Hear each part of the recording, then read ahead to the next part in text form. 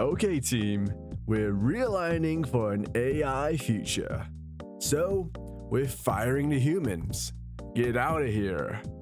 Welcome aboard our new employee, AI.